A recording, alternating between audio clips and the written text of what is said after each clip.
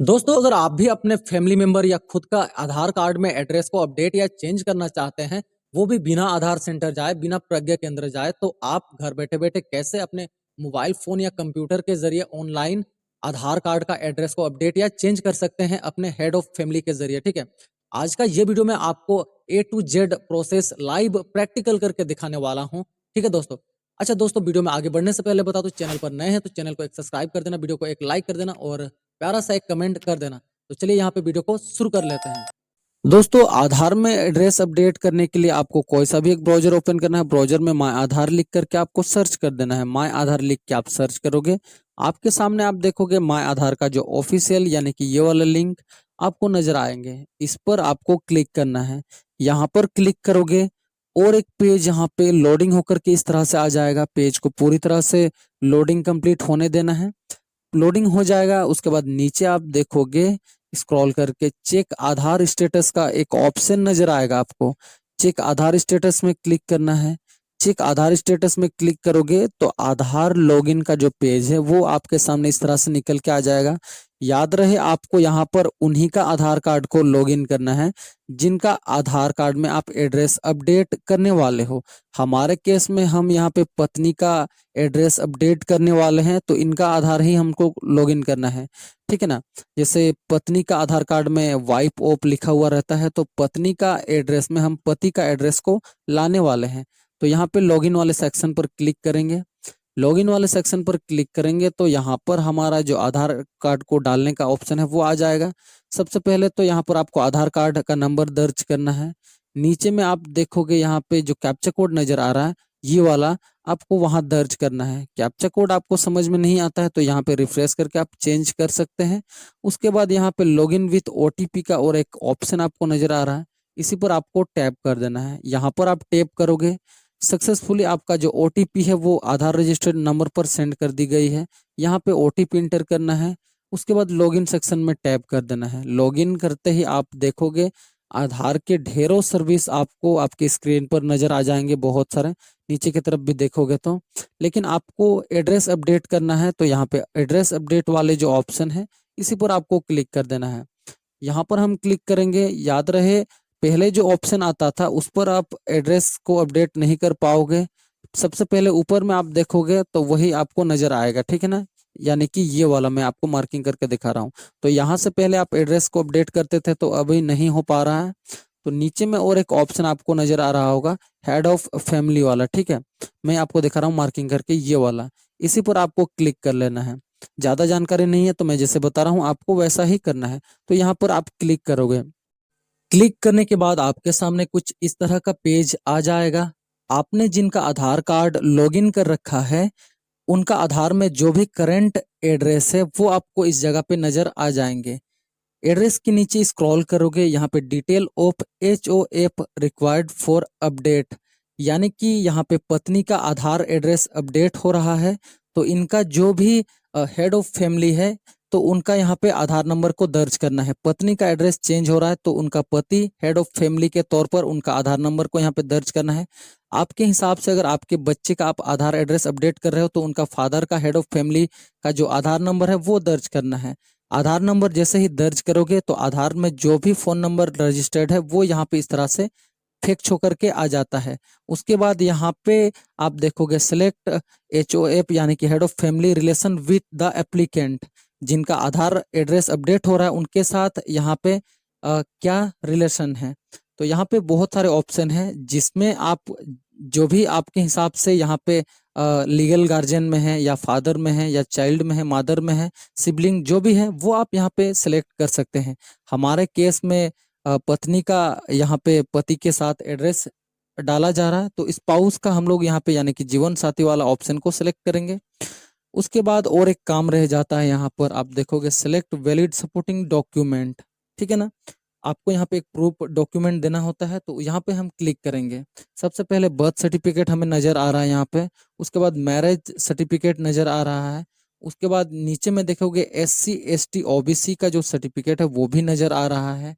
Ration card का भी यहाँ पे ऑप्शन नजर आ रहा है, ठीक है। मैं ऊपर की तरफ स्क्रॉल करके हुए देखूंगा तो यहाँ पे आप देखोगे यहाँ पे और भी कई सारे हमारे जो डॉक्यूमेंट है वो नजर आ रहे हैं। अगर इनमें से कोई भी आपके पास नहीं है तो गवर्नमेंट ने यहाँ पे और एक ऑप्शन दे के रखा है, सेल्फ डिक्लेरेशन का ऑप्शन, ठीक है। तो हमारे केस में हम यहाँ पे सेल्फ डिक्लेरेशन वाले ऑप्शन को सिलेक्ट करेंगे, ठीक है। तो हमने यहाँ पे जैसे क्लिक किया, उसके बाद आपको एक्सेप्ट करना है। याद रहे ये जो फाइल है ये 2 MB तक का रहेगा। उसके बाद मैंने ये जो फॉर्म है पहले से बना के रखा था, और आप कहीं से भी इसको डाउनलोड कर सकते हैं या फिर आपको साइबर कैफे से भी आराम से मिल जाएगा। जैसे ही अपलोड कंप्लीट हो जाता है यहाँ पे आपका ग्रीन आ जाएगा। यहाँ पे ग्रीन होने के बाद आपको इसको डायरेक्ट नेक्स्ट नहीं करना है यहाँ से, ठीक है। अगर आपने गलती से गलत डॉक्यूमेंट को सिलेक्ट किया है तो यहाँ पे रेड का जो क्लियर वाला ऑप्शन है यहाँ पे आप इसको क्लियर करके हटा सकते हैं। फिर से आप इसको सही का जो भी आपका डॉक्यूमेंट है राइट वाला वो आप इसको अपलोड कर सकते हो। उसके बाद नेक्स्ट कर देना है आपको। यहाँ से नेक्स्ट करोगे उसके बाद आपका यहाँ पे पेमेंट गेटवे का ऑप्शन आ जाएगा, ठीक है। पेमेंट याद रहे आपको, यहाँ पे मैं आपको बता दूं पहले क्या होता था, यहाँ पे 50 रुपया का फी लिया जाता था आधार डिपार्टमेंट की तरफ से। अभी ये जो पेमेंट रेट है वो थोड़ा सा बढ़ गया है, 75 रुपया यानी कि 75 हो गया है। तो उससे पहले यहाँ पे आपको डिस्क्लेमर में जो गोल सर्कल है यहाँ पे टिक लगा देना है। टिक लगाने के बाद यहाँ पे आपको 2 पेमेंट गेटवे का ऑप्शन नजर आएंगे। यहाँ पे पहले तो है रेजर पे, उसके बाद और एक यहाँ पे बगल में है, ठीक है। तो ये रेजर पे में मैंने यहाँ पे मार्किंग करके आपको दिखा रहा हूँ और बगल वाले को भी मार्किंग करके आपको दिखा रहा हूँ। रेजर पे मैं इसलिए बात कर रहा हूँ क्योंकि रेजर पे में सबसे सरल ऑप्शन देता है पेमेंट क्लियर करने के लिए, ठीक है। तो रेजर पे मैं टिक लगा के बाद यहाँ पे मेक पेमेंट में क्लिक करता हूँ।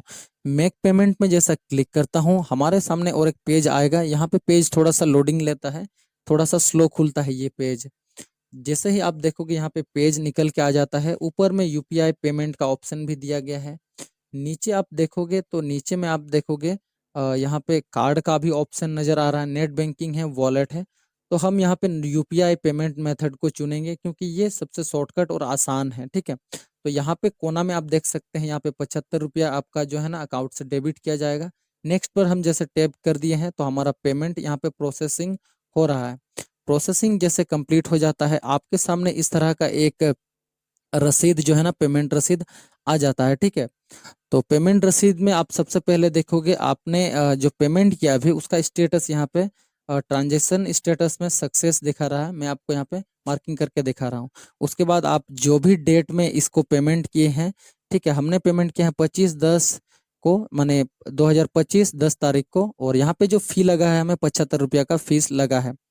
तो ये सारा क्लियर करने के बाद यहाँ पे आपको एक्नॉलेजमेंट डाउनलोड कर लेना है। उसमें आपका जो एसआरएन नंबर है वो रहेगा। यहाँ पे डाउनलोड करने के बाद ऊपर में भी आप देखोगे एसआरएन नंबर आपको नजर आ रहा है, ठीक है। तो ये आपका डाउनलोड होगा और आगे इसमें जो एसआरएन नंबर है वो आपका काम आएगा। और यहाँ पे आपका काम खत्म नहीं हुआ है क्योंकि पेमेंट क्लियर हो गया, इसका मतलब आपका काम खत्म नहीं हुआ है। तो यहाँ पे आपको बैक आ जाना है। थोड़ा सा बैक आने के बाद ऊपर के राइट साइड वाले कॉर्नर में आपने जिनका आधार कार्ड को लॉगिन कर रखा था वो आपको नजर आ रहा होगा। मैं आपको मार्किंग करके दिखा रहा हूँ यहाँ पर, ठीक है। तो यहाँ पर आपको क्लिक कर लेना है। यहाँ आप क्लिक करोगे तो आपको उनका आधार कार्ड यहाँ पे शो हो जाएंगे। नीचे में आप देखोगे यहाँ पे लॉग आउट का ऑप्शन नजर आ रहा है, ठीक है। लॉग आउट वाले ऑप्शन को हम लोग सेलेक्ट करेंगे यानी कि क्लिक करेंगे, लॉग आउट कर लेते हैं इस आधार कार्ड को, ठीक है। हमने यहाँ पे लॉग आउट किया। अभी याद रहे आपको हेड ऑफ फैमिली का आधार कार्ड लॉगिन करना होगा। आपने जिनका आधार कार्ड का नंबर यहाँ पे दर्ज किया था हेड ऑफ फैमिली का, ठीक है, क्योंकि यहाँ पर एक्सेप्ट करना होता है। यहाँ से एक रिक्वेस्ट चला गया है हेड ऑफ फैमिली का आधार में, ठीक है। तो यहाँ पे हमने जैसे लॉगिन किया था सेम प्रोसेस रहेगा। लॉगिन वाले सेक्शन में हमें टैब करके इस आधार को भी लॉगिन कर लेना है। हमने यहाँ पे टैब कर दिया है। यहाँ मैंने जैसे पहले आपको बताया था आधार नंबर कैप्चा कोड डाल करके इसको पहले की जैसा लॉगिन करेंगे, लॉगिन विथ ओटीपी करके, ठीक है। यहाँ पे हमने कैप्चा कोड आधार नंबर सारा कुछ डाल दिया है। लॉगिन विथ ओटीपी में क्लिक करेंगे। लॉगिन विथ ओटीपी में क्लिक करने के बाद ओटीपी आपको रिसीव होगा। ओटीपी आपको इस जगह पर दर्ज कर देना है कैप्चा कोड के साथ, ठीक है। उसके बाद वापस से आपको इसको लॉगिन कर लेना है। लॉगिन जैसे आपका यहाँ पे टैब करोगे लॉगिन वाले सेक्शन पर तो आपका जो आधार कार्ड है वो लॉगिन हो जाएगा, यानी कि हेड ऑफ फैमिली का आधार कार्ड यहाँ पे लॉगिन हो चुका है, ठीक है। हमने यहाँ पे आधार एड्रेस के लिए जो रिक्वेस्ट भेजा था जिनका आधार के जरिए, तो आपको नीचे आना है। नीचे में आप देखोगे माय हेड ऑफ फैमिली का यहाँ पे ऑप्शन आपको नजर आ रहा है, ठीक है, my head of family request वाला। तो इस पर आपको क्लिक कर देना है। यहाँ पर आप जैसे क्लिक करोगे, यहाँ पे मैंने जो आपको SRN नंबर यानी कि जो एक्नॉलेजमेंट आपने डाउनलोड कर रखा था या फिर पेज में भी आपको SRN नंबर दिख रहा था, वो आपको यहाँ पे दर्ज कर देना है। दर्ज करते ही ऑटोमेटिकली हेड ऑफ फैमिली का यहाँ पे आधार नंबर शो हो जाएगा और यहाँ एक्सेप्ट में आपको क्लिक कर देना है। एक्सेप्ट में आप क्लिक करोगे तो उसके बाद यहाँ पे एक ऑप्शन दिया जाएगा आपको कंटिन्यू और कैंसिल का, लेकिन आपको यहाँ से कंटिन्यू कर लेना है, ठीक है। कंटिन्यू पे आप जैसा क्लिक कर दोगे, मैं यहाँ पे आपको मार्किंग करके दिखा रहा हूँ, तो कंटिन्यू में आपको क्लिक करना है। कंटिन्यू में क्लिक करोगे, आप देखोगे यहाँ पर हेड ऑफ फैमिली ने जो रिक्वेस्ट आपने भेजा था वो एक्सेप्ट कर लिया है। आधार कार्ड एड्रेस को अपडेट करने का जो प्रोसेस था यहाँ पे कंप्लीट हो जाता है। बाकी अगर आपको इसका रसीद देखना है, स्टेटस चेक करना है, तो आपको वापस से जिनका एड्रेस आपने अपडेट करा उनका आधार कार्ड को लॉगिन करना है। लॉगिन करते इस तरह का पेज दिखेगा, नीचे की तरफ आपको स्क्रॉल करते हुए जाना है। यहाँ पर आप अपना स्टेटस भी चेक कर सकते हैं। तो ऐसा करके आप अपने आधार कार्ड को बहुत आसान तरीका से अपडेट कर सकते हो घर बैठे अपने मोबाइल फोन से। तो दोस्तों, देखा आपने इस वीडियो के अंदर कैसे आप अपने फैमिली का या खुद का आधार कार्ड में एड्रेस को किस तरह से चेंज कर सकते हैं। बाकी ये इन्फॉर्मेशन वीडियो आपको कैसा लगा मुझे कमेंट करके बताना। वीडियो को कहाँ से देखते हैं ये भी कमेंट करके बताना। तो ऐसे ही नेक्स्ट दूसरे वीडियो के साथ मिलते हैं। तब तक के लिए धन्यवाद। जय हिंद। Bye bye.